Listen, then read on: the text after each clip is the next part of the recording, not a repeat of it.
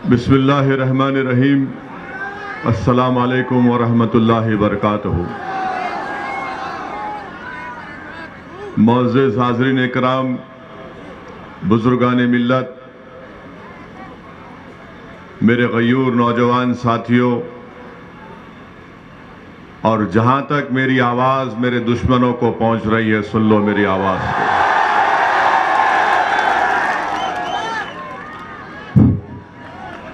मेरे अजीज दोस्तों और बुजुर्गों,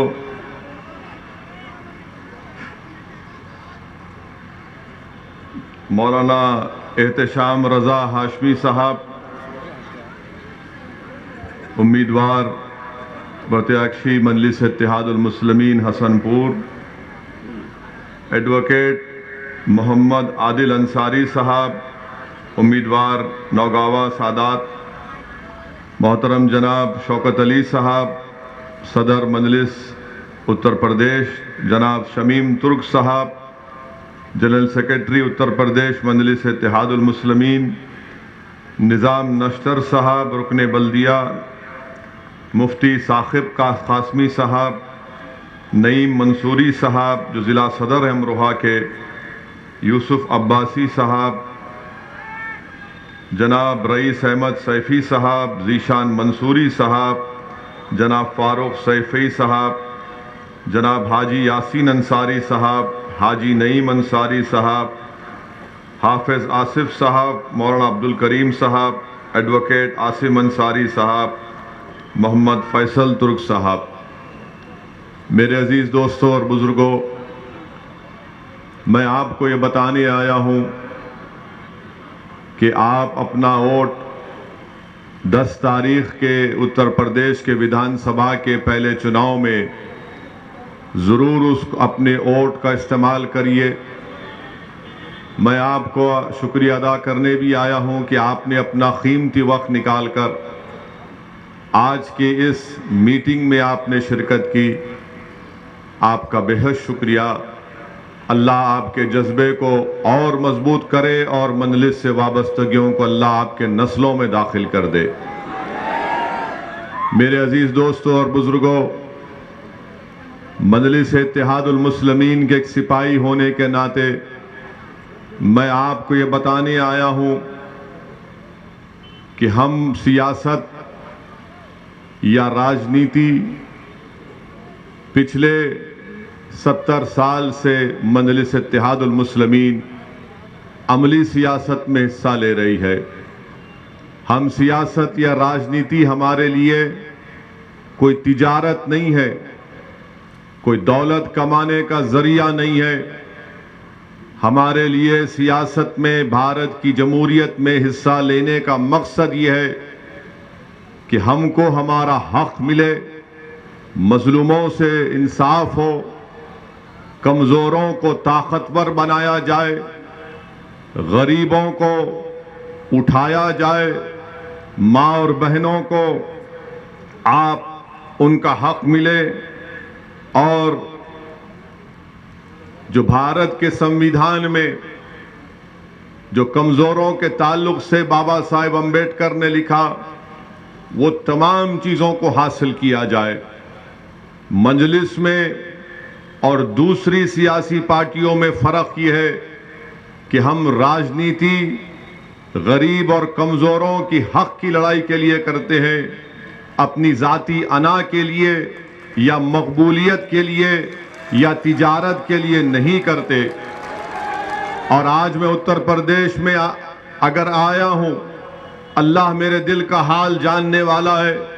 मैं अपनी मकबूलियत या अना की तस्कीन के लिए नहीं आया हूं, मैं यहां पर इसलिए आया हूं और इंशाअल्लाह रब्बे करीम मुझे जब तक जिंदा रखेगा मैं आता रहूंगा। मेरा आने का मकसद ये है कि आपको नेता बनाया जाए। मेरे आने का मकसद एक ही है कि आपको हिस्सेदारी की लड़ाई में आपको अपना हिस्सा मिले, आपके मसाइल का हल हो, आपको इज्जत और वो मुकाम, वो मान और सम्मान मिले जो दीगर लोगों को मिलता है। यही मजलिस इत्तेहादुल मुस्लिमीन का मंशा, मकसद और पैगाम है। यही हमारा ऑब्जेक्टिव है। मैं आपको यही बात बताने आया हूं। मेरे अजीज दोस्तों और बुजुर्गों, मजलिस के मुखालिफीन मजलिस को एक फिरका परस्त पार्टी कहती है। मैं उनसे पूछता हूं, बताओ कौन सी फिरका परस्ती की तुम बात कर रहे हो? आज सरजमीन दखन में मजलिस के 7 रुकन असम्बली है, 7 MLA विधानसभा में है, बिहार में 5 हैं, महाराष्ट्र में 2 हैं। बताओ, वहां की कोई मिसाल दो, हैदराबाद की या सीमांचल की, उस सरजमीन की जो भारत का सबसे पसमानदा इलाका है, या फिर मालेगांव और धूलिया जहां पर मजलिस के विधायक हैं।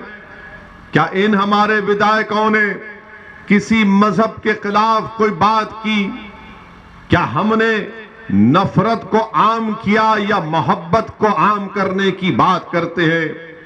मेरे अजीज दोस्तों और बुजुर्गों, फिरका परस्ती का इल्जाम लगाने वाले ये भूल जाते हैं कि औरंगाबाद महाराष्ट्र में 21 साल से शिवसेना का MP जीत रहा था बीजेपी की ताईद से। ना कांग्रेस उसको हरा पा रही थी, ना राष्ट्रवादी कांग्रेस को उसको हरा पा रही थी, ना समाजवादी पार्टी उसको हरा पा रही थी। जब मजलिस का एक जियाला जिसका नाम इम्तियाज जलील है, जब उसने इलेक्शन लड़ा तो औरंगाबाद की जनता ने 21 साल के शिवसेना के MP को हराकर उसको कामयाब किया। बताओ, ये काम कांग्रेस क्यों नहीं कर सकी? समाजवादी राष्ट्रवादी क्यों नहीं कर सकी? फिर तीसरा इल्जाम लगाते हैं कि जहां पर मजलिस लड़ती है वहां पर बीजेपी जीत जाती है। मैं हमेशा इस बात को कहा हूं और आज भी कह रहा हूं, मैं उन समाजवादी पार्टी, कांग्रेस, BSP या कोई भी हो, बीजेपी का भी हो, एक वक्त तय कर लो, किसी टीवी चैनल पर तुम चारों एक साथ बैठकर मुझसे बहस कर लो। 10 मिनट के अंदर मैं दलाइल देकर तुम्हारी जबानों को बंद कर दूंगा। तुमको बताऊंगा कि क्या सच है और क्या झूठ है। मगर इनका मसला यह है, क्योंकि असदुद्दीन ओवैसी हक की आवाज को उठाता है। असदुद्दीन ओवैसी संविधान के दायरे में रहकर संविधान ने जिन बातों का जिक्र किया, क्या किया संविधान ने जिक्र? संविधान ने कहा लिबर्टी, उसके माने आजादी। संविधान ने कहा जस्टिस, उसके माने इंसाफ। संविधान ने कहा फ्रेटर्निटी, उसके माने भाईचारगी। Liberty, equality, fraternity, justice, equality के माने मसावात। मेरी लड़ाई यही है। मैं आजादी चाहता हूं। किससे आजादी चाहता हूं? फिरका परस्त ताकतों के जुल्म से। मैं आजादी चाहता हूं किससे? मैं आजादी चाहता हूं उन पार्टियों से जो RSS का उम्मीदवार हसनपुर में उतारकर मुझसे कह रहे हैं कि तुम गुलामी इसकी करो। मैं भाईचारगी चाहता हूं, मैं भाईचारगी, फ्रेटर्निटी चाहता हूं। क्या चाहता हूं? इसीलिए हमने भागीदारी परिवर्तन मोर्चा को बनाया। मैं जब इंसाफ की, जस्टिस की बात करता हूं तो मेरा मानना यह है कि उत्तर प्रदेश के हर मैदान में मुझसे इंसाफ किया जाना चाहिए। शिक्षा में, ठेकेदारी में, पुलिस की भर्ती में ये इंसाफ की हम बात करते हैं। इक्वालिटी की जब बात, मसावात की बात जब हम करते हैं तो हमारा मानना यह है कि जब तुम्हारे मंच पर सब लोग बैठ सकते हैं तो फिर मैं क्यों तुम्हारे साथ नहीं खड़ा हो सकता? मसावात के माने, मसावात या बराबरी के माने ये नहीं है कि तुम दरी बिछाते रहो, गुलामी करते रहो और इनके सामने सर झुकाओ। यही बात इनको पसंद नहीं आती कि ओवैसी इनको जो बात पसंद नहीं आती वो ये है कि ओवैसी हमारी हां में हां नहीं मिलाता। नहीं मिलाऊंगा, नहीं मिलाऊंगा। जो बीजेपी गलत काम करेगी तो उसके खिलाफ आवाज उठाऊंगा। अगर इस मुल्क को, जिसको हमारे उलमाए किराम ने अपने खून से आजाद किया, इस मुल्क को सन 57 की जंग आजादी में हमारे उलमाए किराम ने जिहाद का फतवा अंग्रेजों के खिलाफ दिया। अल्लामा फजल हक खैराबादी रहमतुल्लाह अलैह ने काला पानी की सजा को कबूल किया, फांसी के फंदे को मुस्कुराकर अपने गले में डाला, मगर अंग्रेजों के सामने अपनी गर्दन को नहीं झुकाया।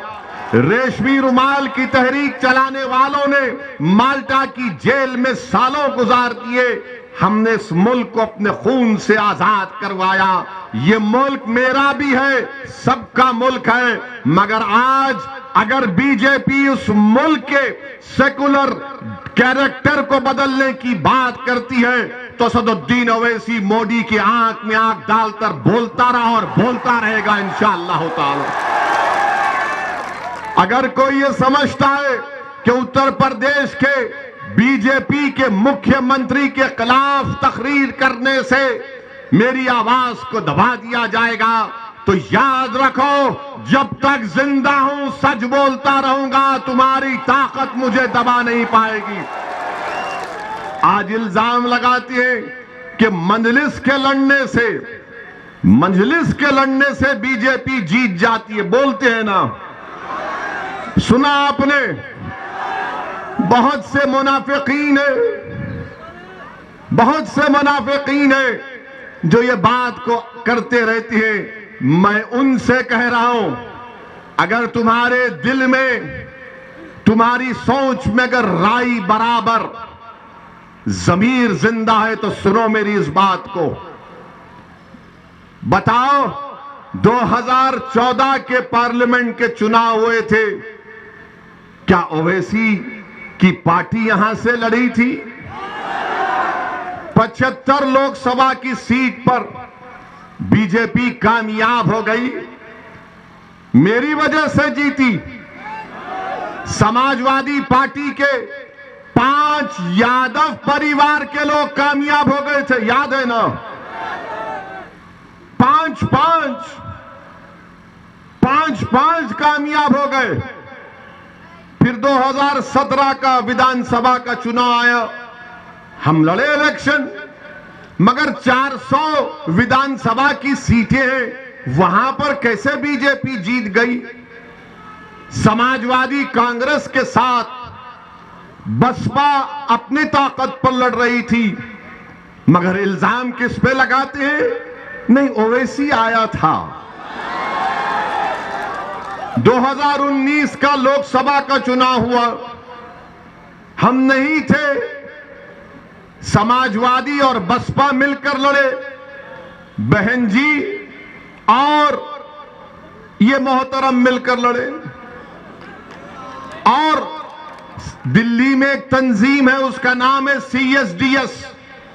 CSDS ने तमाम आदादो शुमार डेटा को जमा करके कहा कि 2019 के लोकसभा के चुनाव में 75% उत्तर प्रदेश के अल्पसंख्यक समाज के मुसलमानों ने सपा और BSP को वोट दिया। 75%। तब भी 15 जीते। अब 15 में कौन जीते? पिताजी, बेटा आजम खान, शफीकुर रहमान बर्क साहब और डॉक्टर ST हसन। हम नहीं थे।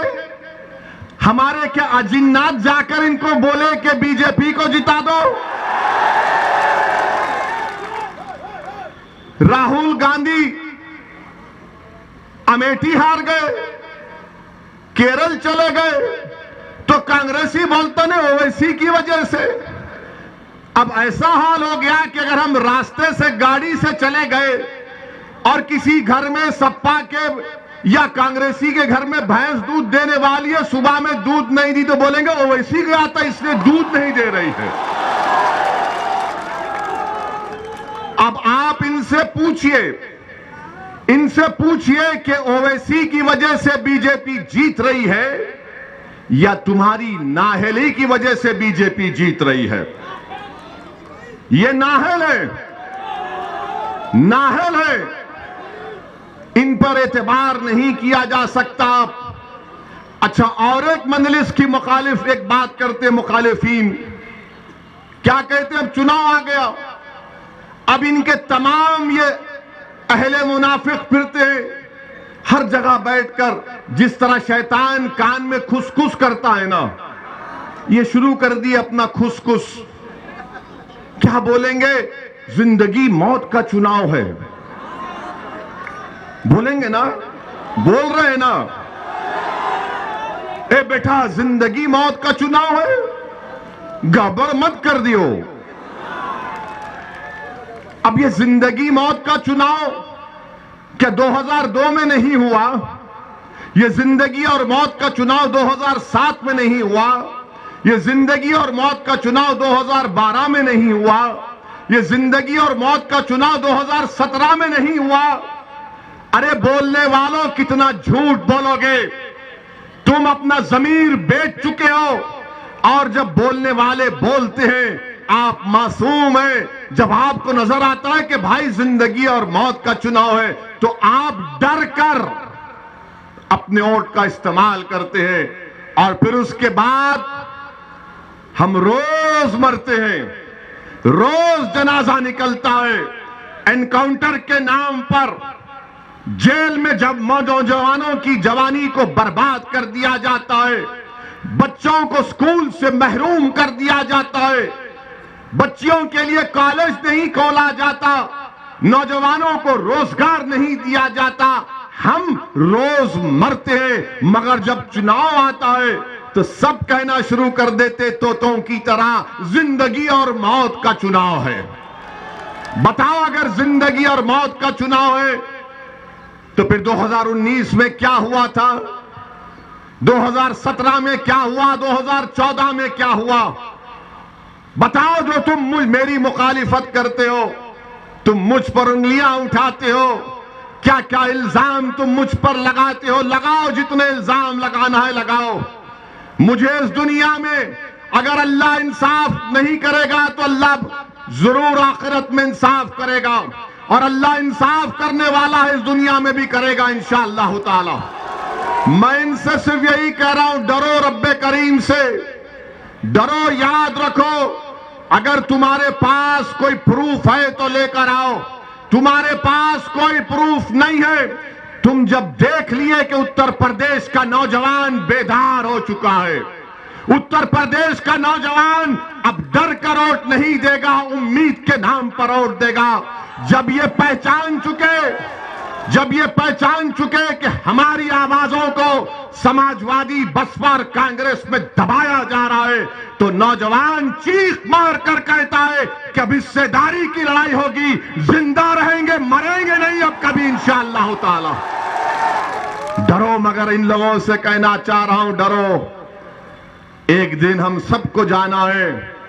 अगर तुम ये समझ रहे हो कि झूठा इल्जाम लगाने से तुम खुदरत की गिरफ्त से बच जाओगे, तो फिर नुकसान तुम्हारा होगा। मेरे अजीज दोस्तों और बुजुर्गों, ये बात आपको समझने की जरूरत है। मैं जानता हूं ये लड़ाई लंबी रहने वाली है, मैं जानता हूं कि कामयाबी मिलेगी, मगर पूरी कामयाबी के लिए शायद मुझे अपनी जिंदगी और आपके साथ की जरूरत है। अगर आप अपना साथ देंगे, ये लड़ाई मेरे अजीज दोस्तों, मेरे बुजुर्गों, मेरी इज्जतदार मां और बहनों, ये लड़ाई आने वाली नस्ल के अच्छे रोशन मुस्तकबिल की लड़ाई है। ये लड़ाई हिस्सेदारी की लड़ाई है, ये लड़ाई भागीदारी की लड़ाई है, ये लड़ाई दरी नहीं बिछाने की लड़ाई है। मेरे अजीज दोस्तों और बुजुर्गों, इस बात को आपको जहन नशीन कर लेना है। अब दूसरी बात, उत्तर प्रदेश में बीजेपी की सरकार, मजलिस ने भागीदारी परिवर्तन मोर्चा बनाया।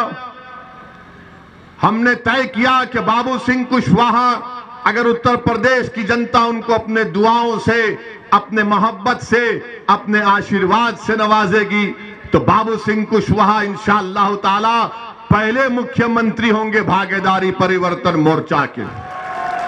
हमने तय किया कि उत्तर प्रदेश में भागीदारी परिवर्तन मोर्चा को सत्ता मिलती है तो 3 डिप्टी चीफ मिनिस्टर रहेंगे, एक अल्पसंख्यक समाज से मुसलमान और 2 अति पिछड़ा समाज के लोग रहेंगे।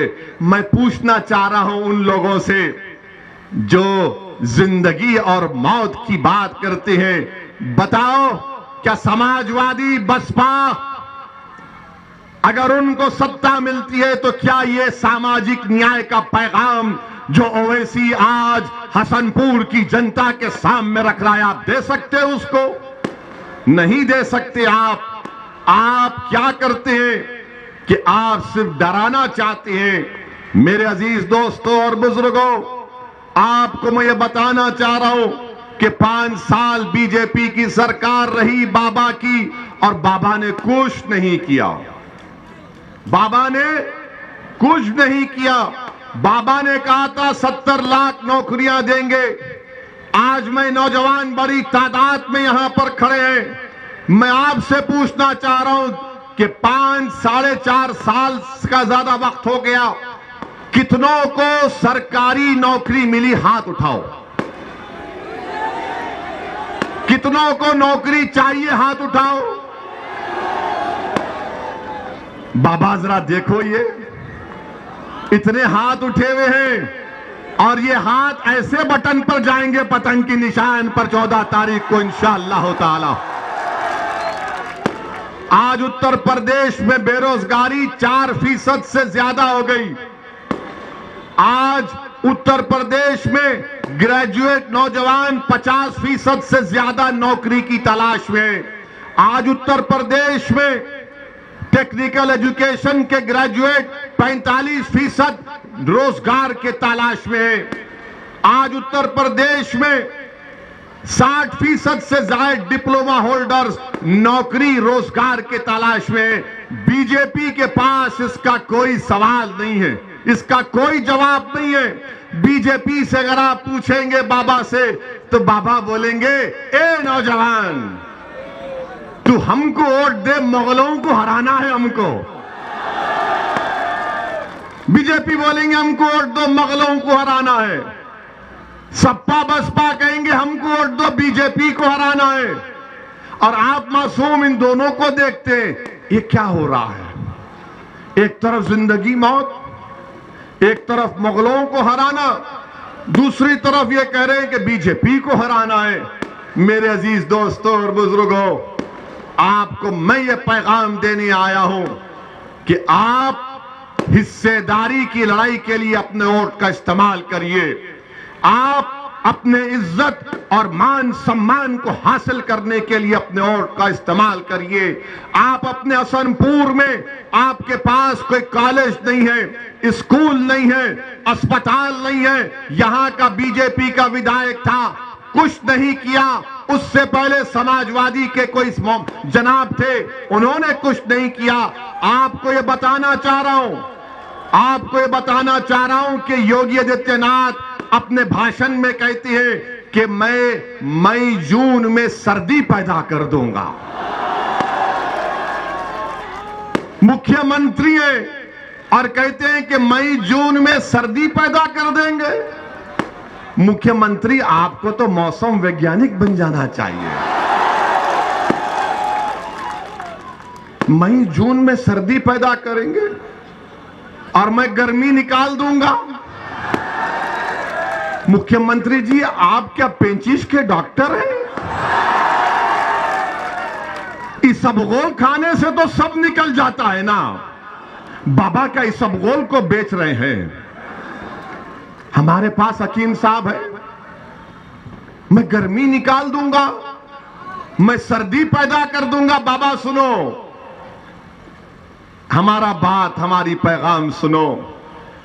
अब मजलिस ने जो गर्मी पैदा कर दी है उत्तर प्रदेश में नौजवानों में, ना तुम्हारी गर्मी इस गर्मी को कमी पैदा करेगी, ना तुम्हारी सर्दी इस गर्मी को कम करेगी। हमने जो गर्मी पैदा की है वो सच्चाई की बुनियाद पर, हकीकत की बुनियाद पर, गैरत की बुनियाद पर, इज्जत को हासिल करने के लिए, मुकाम को हासिल करने के लिए, हिस्सेदारी को हासिल करने के लिए हमने ये गर्मी पैदा की है। बाबा सुन लो, अगर हम मर भी गए ये लोग हमारे पैगाम को लेकर सुबह कयामत तक चलते रहेंगे। अब इस गर्मी को कम होने मत दो। मैं मौसम की गर्मी की बात नहीं कर रहा हूं, तुम्हारे दिल में अब जो जज्बात पैदा हो चुके उसको बरकरार रखो। हम जिंदा रहे या ना रहे तुमको ये काम करना है, ये हमारे हिस्सेदारी की लड़ाई है। गर्मी पैदा करेंगे, सर्दी पैदा करेंगे, ये क्या क्या बातें मुख्यमंत्री कर जाते हैं। अच्छा, जब कोविड के सेकेंड वेव में गंगा पर लाशें तीर रही थी तो बाबा ना गर्मी पैदा किए ना सर्दी पैदा किए। लोग परेशान फिर रहे थे ऑक्सीजन दवाओं के लिए, बाबा अपने घर में आराम से बैठे थे। और लोग पूछेंगे वैसी तुमने क्या किया हैदराबाद में? हमने पहली वेव में हमारे पास, हमारे कंप्यूटर में पहली वेव में हमने 1900 लोगों को, अस्पताल में बेड नहीं मिल रहा था, हमने बेड दिलाया। जब दूसरी वेव आई तो हमने अपनी पार्टी से हैदराबाद में 900 ऑक्सीजन के सिलेंडर फ्री में आवाम के लिए रख दिए।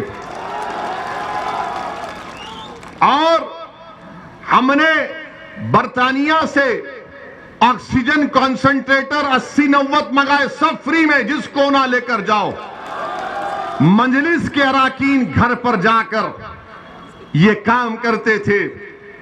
क्या समाजवादी आपको नजर आई दूसरी कोविड वेव में?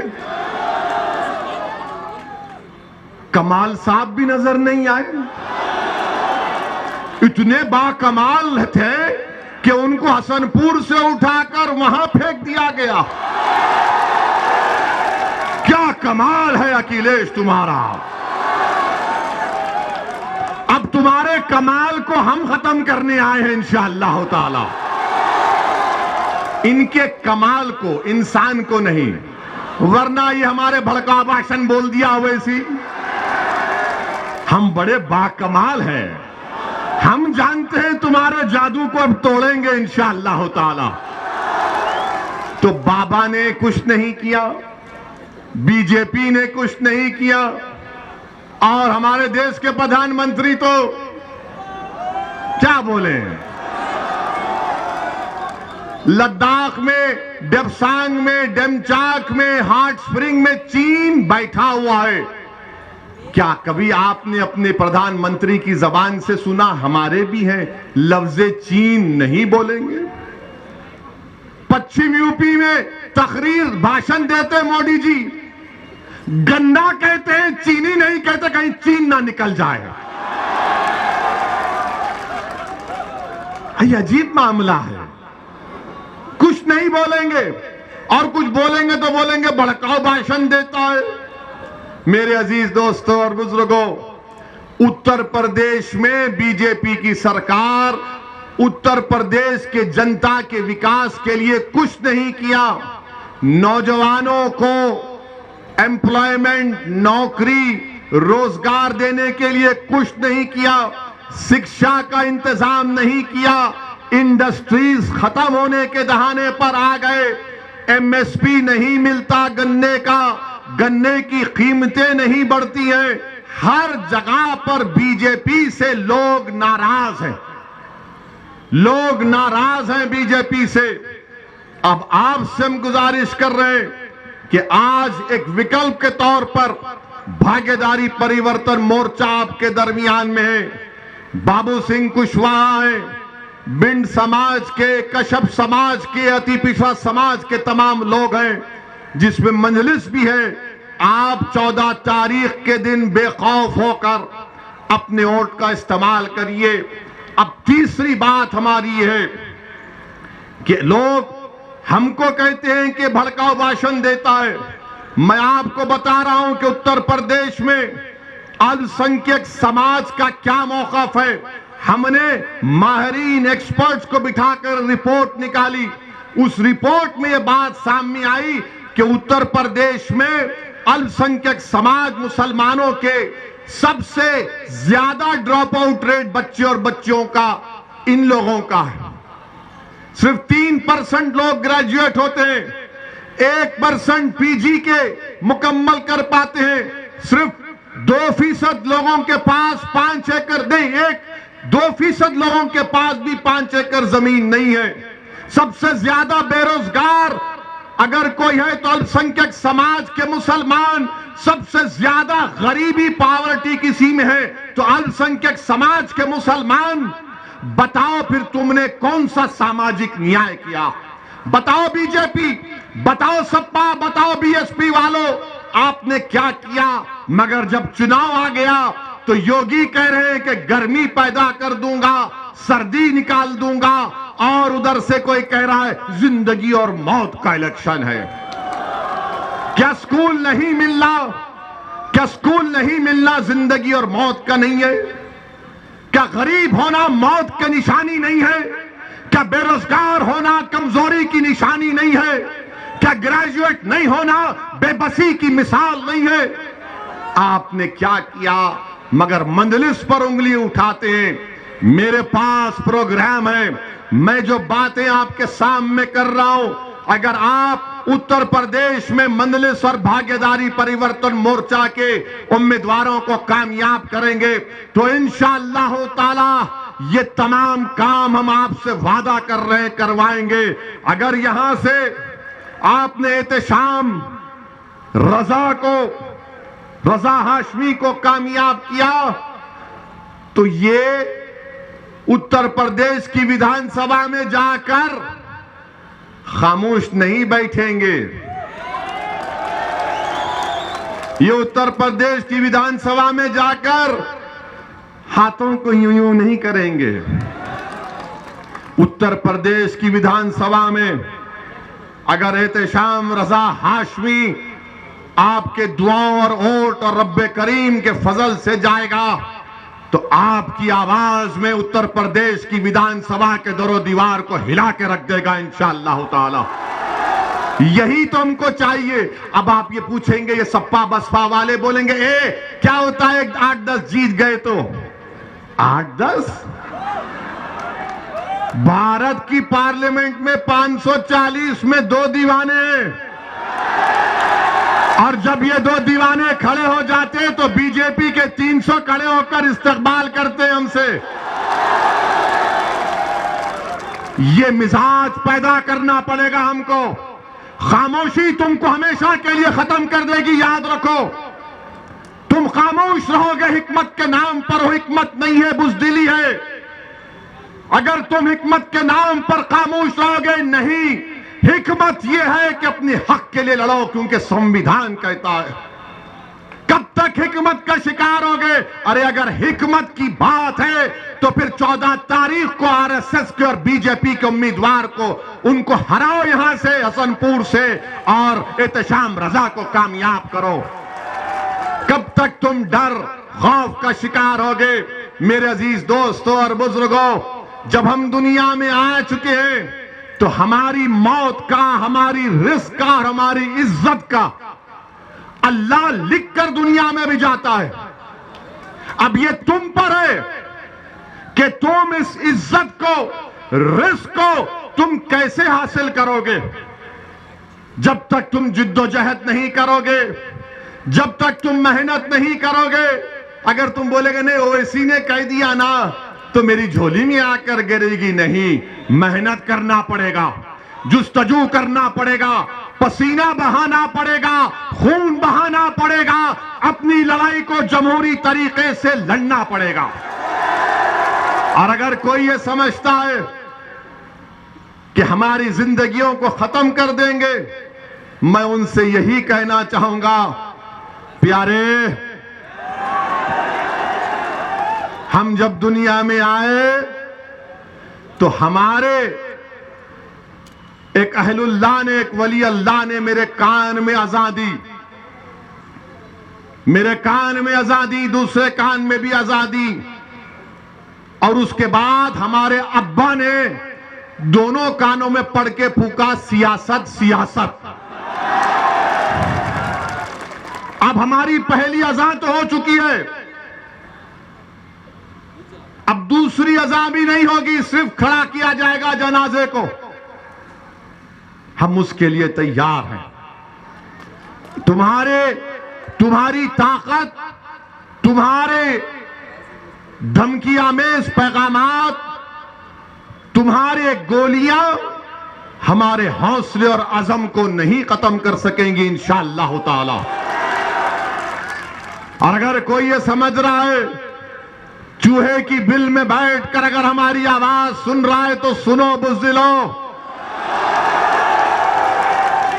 मैं अपनी आवाज को उठाऊंगा, मैं अपनी बात को रखूंगा, मैं जोश और वलवला पैदा करूंगा, मैं खड़ा करूंगा आपको इंशाअल्लाह ताला। और अल्लाह खड़ा करेगा, अल्लाह हम तमाम को ताकत देगा। मगर अगर कोई ये कह रहा है कि गोली चलाने से ओवैसी की हिम्मत कम हो जाएगी, अरे नहीं कम होगी इंशाअल्लाह ताला। और क्यों कम नहीं होगी? क्योंकि मौत, इज्जत, रिज़्क़ सब लिखा के आए हैं और हमारा नाम असदुद्दीन है। हमारा नाम कोई चमचा या दल्लों की नाम से नहीं जुड़ता है। हमारा नाम हमारे बाप ने असदुद्दीन रखा है। और इंशाअल्लाह ताला अल्लाह जब तक जिंदा रखेगा, अल्लाह जब तक इन बातिल ताकतों के तूफान में हमारी जिंदगी की शमा को अल्लाह जलाता रहेगा, खुदा की कसम हम जलते रहेंगे, लड़ते रहेंगे आपके लिए। मौत तो सबको आनी है, कोई मौत से बचने वाला नहीं है। आगे पीछे की बात है, वो या पीछे है, हम जाएंगे। मगर मौत से अगर मैं डर गया तो फिर मैं अल्लामा फजल हक कैराबादी को, रेशमी रुमाल के तहरीक चलाने वालों को हशर के मैदान में क्या चेहरा दिखाऊंगा? अगर मैं डर गया आज तो मैं हशर के मैदान में हसनैन करीमैन को क्या चेहरा दिखाऊंगा? अगर आज मैं डर गया तो बदर, मुवत्ता और अहद के शोहदाओं को क्या चेहरा दिखाऊंगा? अगर आज मैं डर गया तो कमली वालों के सामने हम कैसे ठहरेंगे? अगर आज मैं डर गया तो मैं शौकत अली, जो इस मुल्क की आजादी में मौलाना अबुल कलाम आजाद रहमतुल्लाह अलैह, अली बरादरान, नेताजी सुभाष चंद्र बोस, संविधान लिखने वाला अंबेडकर, इन सब ने हमको ये मुल्क दिया है कि हम इनको शर्मिंदा कर देंगे? नहीं करेंगे, नहीं करेंगे इंशाअल्लाह ताला। और मुझे तो यहां पर नेताजी सुभाष चंद्र बोस का वो उनकी फौज का तराना याद आता है। क्या तराना था नेताजी सुभाष चंद्र बोस की फौज का? कि कदम कदम बढ़ाए जा, कदम कदम बढ़ाए जा, खुशी के गीत गाए जा, ये जिंदगी है कौम पे, तू कौम पे लुटाए जा। क्या कहा था? कदम कदम बढ़ाए जा। तुम साथ कदम बढ़ाओगे मेरे, तुम साथ कदम बढ़ाओगे मेरे, तो लगाओ मेरे साथ कि कदम कदम बढ़ाए जा, कदम कदम बढ़ाए जा। ये बात हुई है, ये बात हुई है। अब नेताजी सुभाष चंद्र बोस को हमने जिंदा कर दिया। अगर तुम कदम नहीं बढ़ाओगे, गोली के डर से डर जाओगे तो गोडसे की कामयाबी होगी। तो कदम कदम बढ़ाए जा, खुशी के गीत गाए जा, ये जिंदगी है कौम की, तू कौम पे लुटाए जा। तू शेर हिंद है, तू शेर हिंद है, तू मौत से ना डर, तू शेर हिंद है, तू मौत से ना डर, कदम कदम बढ़ाए जा, खुशी के गीत गाए जा। तो मेरे अजीज दोस्तों और बुजुर्गों, इन बिचारों ने समझा कि दो ठाए ठाए मारेंगे, ठाए ठाए मारो या कुछ करते कर लो। हमको पार्लियामेंट में हमने खड़े होकर परवरदिगार की जात पर तवक्कल करके हमने कहा कि हम जेड कैटेगरी नहीं लेंगे। आज भी हमको बताया गया कि देश के होम मिनिस्टर अमित शाह ने पार्लियामेंट में कहा कि हम ओवैसी जी से अपील करते हैं कि वो सुरक्षा ले लें। हम देश के होम मिनिस्टर से ये अपील करते हैं कि असदुद्दीन ओवैसी की जान की कीमत, वो जो उत्तर प्रदेश के CAA के प्रोटेस्ट में 22 लोग मारे गए, उनसे बढ़ के नहीं है। असदुद्दीन ओवैसी की जान की कीमत पीलू से बढ़कर नहीं है, रगबर से बढ़कर नहीं है, अखलाक से बढ़कर नहीं है, ना वो बदायूं का बच्चा जो अब तक अपनी मां जिसके लिए रो रही है उसकी जिंदगी से बढ़कर है। अगर आप सेफ रहेंगे, दलित, अति पिछड़ा, कमजोर सब लोग सुरक्षित रहेंगे तो ओवैसी सेफ रहेगा। आप मुझे सिक्योरिटी मत दो, सुनो, अरे तुम जिंदा रहोगे, तुम जिंदा ही रहोगे इंशाअल्लाह ताला। हमको सिक्योरिटी दे का फायदा नहीं है। मैं जब MLA बना 1994 में, 99 में चार मीनार की आवाम को लाखों सलाम, उन्होंने हमको विधायक बनाया।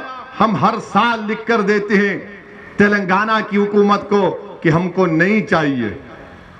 मैं पसंद नहीं करता कि लोग बंदूक लेकर मेरे साथ फिरे। मैं घुटन की जिंदगी नहीं गुजार सकता, मैं घुटन की जिंदगी नहीं गुजार सकता। मैं आजाद पंछी की तरह अपनी जिंदगी गुजारना चाहता हूं। और हुकूमत का काम यह है कि हुकूमत हमारी सिक्योरिटी से ज्यादा उन लोगों को सुरक्षा पहुंचाए जिनको गोश्त के नाम पर मार मार कर खत्म कर दिया जाता है। मुझे नहीं चाहिए। मैं अमित शाह को, हमारे होम मिनिस्टर का, उनके इस अल्फाज का शुक्रिया अदा करता हूं, मगर मैं ये कहना चाह रहा हूं मोदी सरकार से कि आप मुझे जेड कैटेगरी नहीं, मुझे ए कैटेगरी का शहरी बनाइए, हम सब बराबर हो जाए। ये वक्त का तकाजा है, ये गरीबों का मुतालबा है। गरीब ये देखना चाह रहा है कि अगर ओवैसी पिंजरे में बंद हो गया तो फिर कौन मेरी आवाज को उठाएगा। मजलूम ये देख रहा है कि ओवैसी किट्ठौर और मीरठ के गली कूचों में गरीबों मजलूमों के दरमियान में चलकर उन नौजवानों से हाथ मिला रहा है। तो किट्ठौर में किसी एक मां ने मुझे अपने करीब बुलाकर मेरे सर पर हाथ रखकर कहा कि बेटा तेरे अल्लाह तेरी हिफाजत करेगा। शायद उसी मां की दुआ मुझे इन गोलियों से बचा गई। मेरे अजीज दोस्तों और बुजुर्गों, मेरा पैगाम सिर्फ यही है, अपने हौसलों को बुलंद रखो, अपने हौसलों को बुलंद रखो। मौत तो आएगी एक दिन, सबको, हम सबको आएगी, मगर देखना यह है कि तुमने जिंदगी कैसे गुजारी। क्या तुमने दरी बिछाकर जिंदगी गुजारोगे? क्या तुम कैदी बनकर जिंदगी गुजारोगे? क्या तुम यही नारा लगाओगे कि भैया तुझ पे जवानी कुर्बान? मैं तो ये नहीं कह रहा हूं कि मुझ पर कुर्बान हो जाओ, बल्कि मैं ये कह रहा हूं कि ओवैसी उत्तर प्रदेश की जनता पर अपने आप को कुर्बान करने के लिए आया। आप पर कुर्बान हो जाऊंगा, लड़ता रहूंगा, मगर इन गोलियों से हम नहीं डरेंगे। मौत तो आएगी, कौन सा भारत बना रहे हैं देख लो। वो भारत जिसको नेताजी सुभाष चंद्र बोस, वो भारत जिसको गांधी, नेहरू, मौलाना आजाद, जौहर बरदरान, वो भारत जिसको अल्लामा फजल खैराबादी ने बनाया, वो भारत जिसको रेशमी रुमाल की तहरीक ने उलमाओं ने बनाने का ख्वाब देखा, वो मोहब्बत का भारत है। अगर मोहब्बत को आम करना है तो नफरत को मिटाना पड़ेगा। मोहब्बत को कामयाब करना है तो डर को करीब आने नहीं देना पड़ेगा। अगर मोहब्बत को कामयाब करना है तो यकीन पैदा करो। मोहब्बत को कामयाब करना है तो अपने फैसलों में जुर्रत पैदा करो, तब जाकर हम इस भारत को बचा पाएंगे। वरना याद रखो, अगर आज मोहब्बत हार गई और नफरत जीत गई तो फिर हमारा मुस्तकबिल रोशन नहीं होगा, नहीं होगा। इसीलिए उत्तर प्रदेश की जनता, हसनपुर की जनता से ओवैसी ये कहने आया है कि क्या तुम गोली का जवाब वोट से दोगे? क्या तुम गोली का जवाब पतंग पर बटन दबा कर दोगे? क्या तुम गोली का जवाब भागीदारी परिवर्तन मोर्चा को कामयाब करके दोगे? क्या तुम डराने वालों का जवाब बहादुरी से दोगे? क्या तुम कुचलने वालों का जवाब हिस्सेदारी से दोगे? तो फिर तैयार हो जाओ, कामयाबी तुम्हारे कदम को चूमने वाली है। कामयाबी इंशाअल्लाह ताला तुम्हारे कदम को चूमेगी। अगर तुम ये फैसला कर लिए तो कोई तुम्हारी कामयाबी की राह में रुकावटें नहीं पैदा कर सकेगा। और मैं समाजवादी पार्टी के अखिलेश यादव को कहना चाहूंगा, मैं ये कहना चाहूंगा, अखिलेश यादव, हसनपुर से आपका कैंडिडेट समाजवादी है या आरएसएस वादी है? बताओ, आरएसएस वादी है समाजवादी है? वो आरएसएस वादी है नहीं है? उसका ताल्लुक आरएसएस से है नहीं है? तो क्या तुम आरएसएस को वोट दोगे या फिर इस एहतशाम को कामयाब करोगे?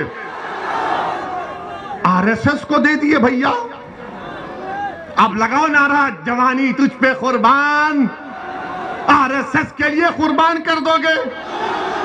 अच्छा, एक तरफ आरएसएस का उम्मीदवार, दूसरी तरफ मोदी का उम्मीदवार, तीसरी तरफ बसपा का, हसनपुर का नहीं है बेचारे को यहां लाके पटक दिए। अब कौन हसनपुर का है? एहतशाम रजा हाशमी है और आरएसएस को हराना है।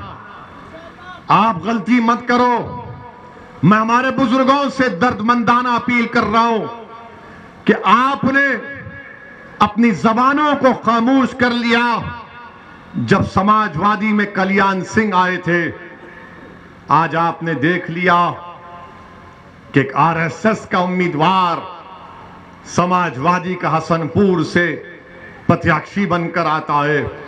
मेरे अजीज दोस्तों और बुजुर्गों, इससे बड़ा धोखा समाजवादी किसी से भी नहीं कर सकती, किसी से भी नहीं कर सकती कि एक आरएसएस के जिम्मेदार को यहां से टिकट देना, यह आपकी तौहीन है, यह आपकी तौहीन है। याद रखो, अब मुझे माफ कर देना अगर मैं तल गुफ्तगू कर रहा हूं, यह आपकी तौहीन है हसनपुर की आवाम की। इसलिए कि अखिलेश ये समझता है कि मैं आरएसएस को भी खड़ा करूंगा तो हालत मजबूरी में उसको वोट देंगे, हालत मजबूरी में आप वोट देंगे। नहीं, अब मजबूरी नहीं, अब ओवैसी इनकी मजबूरी बनेगा इंशाअल्लाह ताला। मजलिस अब विकल्प के तौर पर उभर रही है उत्तर प्रदेश की सियासत में। नौजवानों, तुम्हारी जिम्मेदारी है, नौजवानों तुम्हारी जिम्मेदारी है कि तुम इस कारवां को लेकर आगे बढ़ो। भारत की जमहूरियत में अपना मुकाम पैदा करो। हसनपुर के अगर जनता की वोट की अहमियत होती तो समाजवादी आरएसएस वादी को वोट नहीं देती। अगर हसनपुर के जनता की वोट की अहमियत रहती तो बसपा नोएडा से आदमी को लाकर यहां पर नहीं खड़ा करती, क्योंकि ये जानते हैं ये बेचारा हमारा कैदी है, ये दरी बिछाएगा नहीं। जिस तरह बीजेपी के लोग कहते हैं कि नून खाएंगे उनको कामयाब करेंगे, सपा के लोग बोलते हैं ए भैया तुझ पे हमारी जवानी कुर्बान। अरे कितनी जवानी कुर्बान करेगा? दादा ने कर दी, बाप ने कर दी, अब तू भी करेगा? मत कर कुर्बान, जिंदा रख अपने हौसलों को, अपने जज्बात को, हिस्सेदारी की लड़ाई लड़।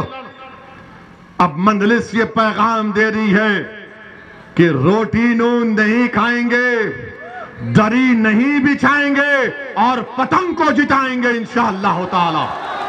मेरे अजीज दोस्तों और बुजुर्गों, पूरी उम्मीद और पूरे एतमाद के साथ आज इस मीटिंग से जाइए, मेरी बात को उत्तर प्रदेश के कोने कोने तक पहुंचाइए। और मैं अल्लाह से भी दुआ कहूं कि अल्लाह दिलों में मोहब्बत तो अल्लाह पैदा करने वाला है, और अल्लाह ने अगर हमको जिंदा रखा तो एक ही मुझे नजर आता है कि हम आपके दरमियान में जाकर इन तमाम बात का जिक्र करें। एहतशाम रजा हाशमी को 14 तारीख के दिन पतंग के निशान पर बटन दबाकर वोट देकर कामयाब करिए। मैं आपके दरमियान में रहा हूं, आपके दरमियान में ही रहूंगा, और अगर मेरी मौत आती है तो तुम पर फरीजा है कि तुम अपने कंधों पर मुझे लेकर जाना औरंगाबाद के कब्रिस्तान तक। मगर अल्लाह जब तक जिंदा रखेगा उसको कोई नहीं कुछ कर सकता। ये मेरा अटूट ईमान है, और इंशाअल्लाह ताला कुछ भी नहीं होगा। हजारों की लाखों की तादाद में निकलो, अपने दिल में जो जज्बात छुपे उसको वोट में कन्वर्ट करके पतंग के निशान पर मंजलिस को कामयाब करिए। अस्सलाम वालेकुम व रहमतुल्लाहि व बरकातुहू।